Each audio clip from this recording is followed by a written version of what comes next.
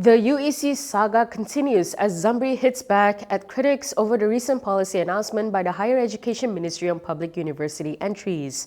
Meanwhile, Petaling Jaya MP Lee Chung called Selangor PAS Youth's rally in Shah Alam tomorrow a right to assemble versus free speech. Stay tuned to find out more on KiniNews. Higher Education Minister Zambry Abdul Kadir said Putrajaya is not compromising the national education system. This comes after criticisms over new public university pathways for UEC and tahfiz graduates. Zambry was responding to PAS Information Chief Ahmad Fadli Shaari, who accused the government of using tahfiz students to distract from UEC graduates' entry. The minister, however, stressed that both students will still have to sit for the SPM.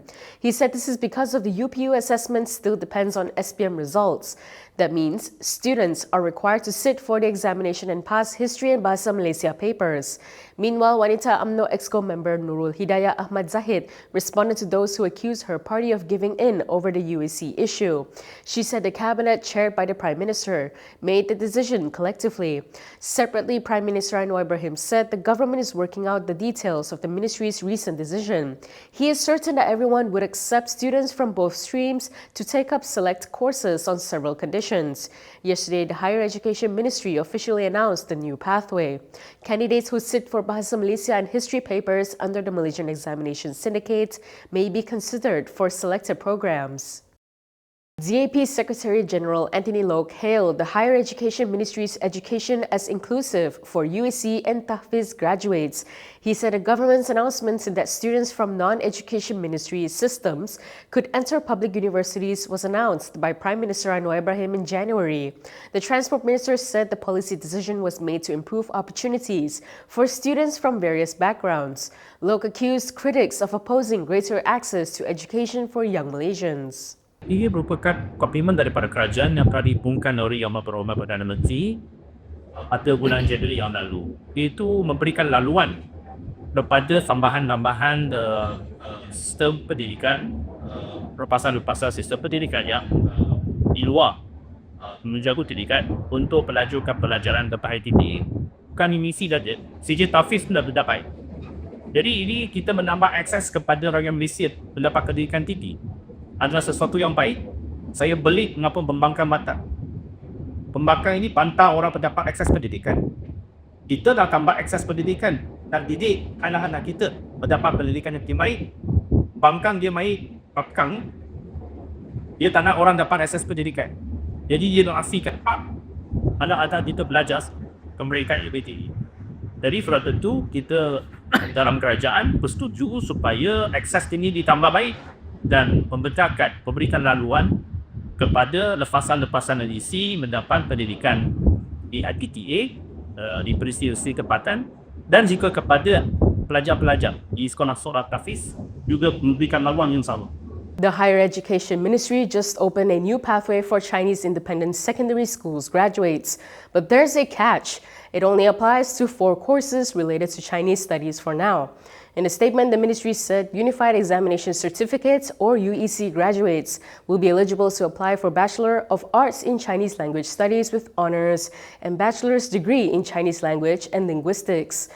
The other 2 programs are the Bachelor of Arts in Chinese Studies and Bachelor's degree in Chinese Language with Education.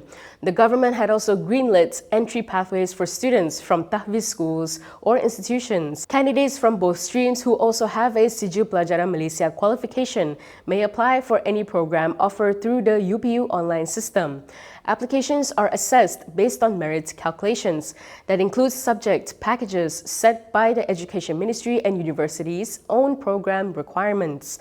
Candidates who sit for Bahasa Malaysia and history papers conducted by the Malaysian Examination Syndicate may be considered for selected programs. The ministry said this would depend on the suitability of the field of study and current needs. The approach is to strengthen access to higher education more inclusively without compromising academic standards and the quality of the national higher education system. From now on, you can also listen to KiniNews on Spotify and Apple Podcasts. Scan the QR code on the screen to follow us. PKR MP Chung has questioned Selangor PAS Youth for organizing a rally in Shah Alam tomorrow to protest against Seri Kembangan lawmaker Wong Siew Ki. In a Facebook post, Lee said PAS Youth wants to use its right to assemble to deny Wong's right to speak. He argued Wong's remarks involved a public interest issue, specifically environmental protection and consumer demand for protein sources. Lee said these matters should be discussed transparently. The Petaling Jaya MP recalled his own suspension from the Pahang State Assembly for questioning the state government's annual budget in 2014. According to Lee, PAS State Assembly members supported him and were willing to walk out together to defend his right to speak. At the Selangor Assembly last month, Wong urged the state government to consider modern pig farming systems. She also said the matter touched on equality rights under the federal constitution. Certain lawmakers viewed Wong's remarks as disrespectful to the Selangor rulers' February decree that no such farming is allowed in the state. The Daulat Tuanku rally by Selangor PAS Youth is held tomorrow to unite youths in defending the Selangor Royal Institution. Putrajaya will not file a protest against fugitive businessperson Jho Low's application for pardon from United States President Donald Trump. Prime Minister Anwar Ibrahim said although Malaysia does not support the fugitive's application, the matter is a U.S. one and not considered an issue here. Speaking to reporters in Seremban, Anwar said he was unaware of the pardon application, but stressed that the fugitive still has to face the justice system in Malaysia. Meanwhile, Bagan MP Lim Kuan Eng has urged the Premier to formally write to Trump to oppose Low's pardon bid. In a statement, Lim said doing so would demonstrate the Pakatan Harapan chairperson's commitment to accountability in 1MDB scandal. Lim stressed that it is unacceptable for Low to seek pardon after successfully evading arrests by Malaysian and U.S. authorities. On May 13th, the Wall Street Journal reported that Low's application to Trump seeks a pardon after completion of sentence, with its status still pending. In 2024, Low struck a deal with the U.S. Department of Justice for the return of $100 million being sought in a civil forfeiture suit. However, the financier, believed to be hiding in China, is still wanted on criminal charges, including alleged conspiracy to embezzle 1MDB funds. If you like the stories we produce, consider supporting us by subscribing to Malaysia Kini. Click the link in the description below or scan the QR code on your screen to subscribe. A 2-year investigative report exposing loopholes in the registration system for licensed contractors eligible to bid on government infrastructure projects has been taken down, and now questions are growing whether external pressure played a role. In a statement to Malaysia Kini, the SAY's editorial team confirmed the 8-part story titled "Fast-Tracked Contractors Exposed" has been removed pending further review. However, the outlet denied claims of external pressure.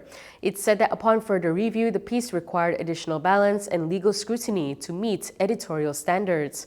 The report went through multiple levels of clearance, including by the publisher's legal and sales departments before publication. A source claimed that the Education Ministry allegedly contacted Media Prima Berhad's senior management.